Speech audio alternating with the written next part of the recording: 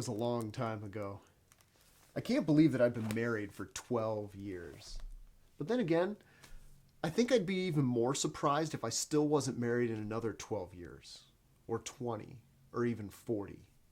See, marriage is something that's really important to me. It's something that I put a lot of thought into before settling down all those years ago. And here's what I think. I think that the reason that marriage is so messed up in society today is because Christians stopped caring. Sure, we put up a big stink when some new law gets passed about who gets married and who can't, but really at the end of the day, we don't care about marriage any more than we care about where we go to dinner tonight. And how do I know that? Because the divorce rate and the teen pregnancy rate among Christians is the same as non-Christians. Marriage has turned into something very selfish. Everybody's out there looking for that person to settle down with that makes them happy. It's that old Jerry Maguire line, "You complete me." Everyone's out there looking for their soulmate.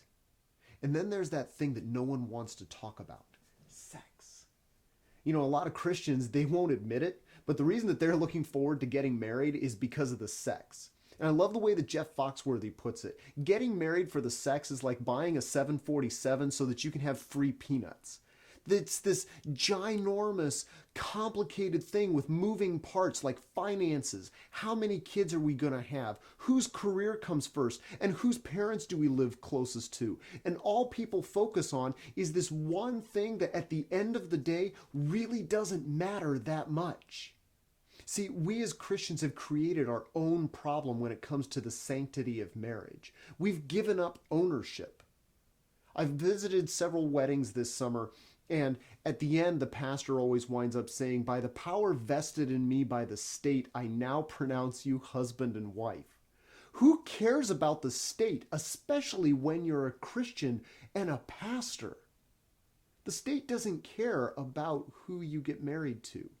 The only thing that the state does is after the wedding, you go and you sign this piece of paper that some people even frame and put up on their wall. And that piece of paper tells you that you now get to file taxes together.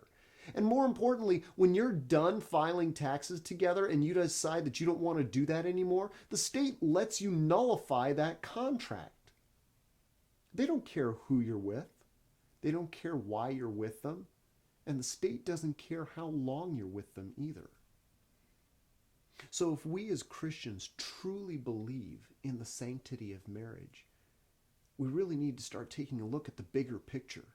We need to get more upset when we see things in society like 52-hour celebrity marriages, when we see planned, unwed mothers, when we see megachurch celebrity pastors who cheat on their wives. We need to start taking a look at marriage in our own culture, our own Christian culture. We need to pull that plank out of our eye before we start pointing out the speck in others.